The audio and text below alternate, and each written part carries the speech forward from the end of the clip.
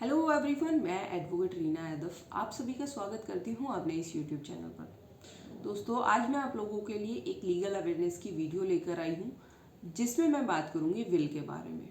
तो विल एक ऐसा लीगल डॉक्यूमेंट है जिसमें कोई भी व्यक्ति अपनी सेल्फ एक्वायर प्रॉपर्टी को अपनी मर्जी से किसी के भी नाम कर सकता है। इस प्रॉपर्टी में आपके एसेट्स भी हो सकते हैं, आपके पैसे भी हो सकते हैं या कोई ज़मीन जायदाद भी हो सकती है, ताकि उस व्यक्ति के इंतकाल के बाद उसके परिवारजनों में उस प्रॉपर्टी को लेके कोई डिस्प्यूट ना हो और बाहरी व्यक्ति कोई भी उस प्रॉपर्टी पर कब्जा ना कर पाए। इसलिए विल को बनवाना बहुत ज़रूरी होता है। अब हम बात करते हैं कि क्या विल को रजिस्टर करवाना भी ज़रूरी होता है। तो नहीं, विल को रजिस्टर करवाना ज़रूरी नहीं होता है, ये मैंडेटरी नहीं है। मगर अगर आप विल को रजिस्टर करवा लेते हैं तो ये एक ऐसा एविडेंस बन जाता है जिसको झूठा डिक्लेयर करना बहुत ही मुश्किल हो जाता है।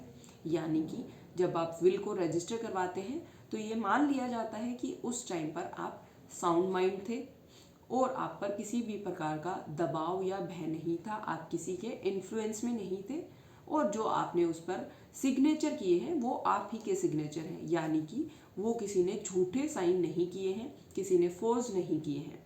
तो इसीलिए विल को रजिस्टर करवाना ज़रूरी होता है।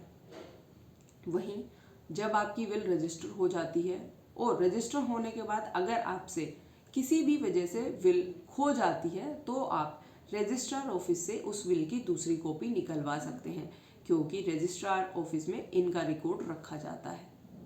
अब हम बात करते हैं कि विल बनवाने में कितना टाइम लगता है। तो विल बनवाने में ज़्यादा टाइम नहीं लगता है, ये 1 से 2 महीने में विल तैयार हो जाती है और आपकी विल रजिस्टर भी हो जाती है।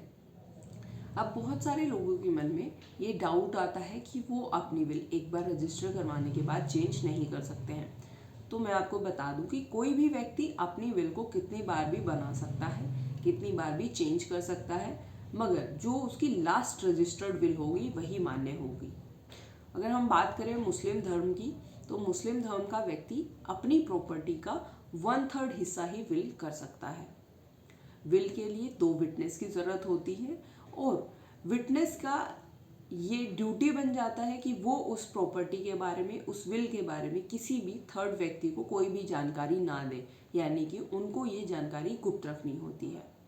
तो उम्मीद करती हूँ आपको ये वीडियो पसंद आई होगी विल को लेकर। अगर आपके मन में कोई भी सवाल है तो आप कमेंट सेक्शन में हमसे पूछ सकते हैं।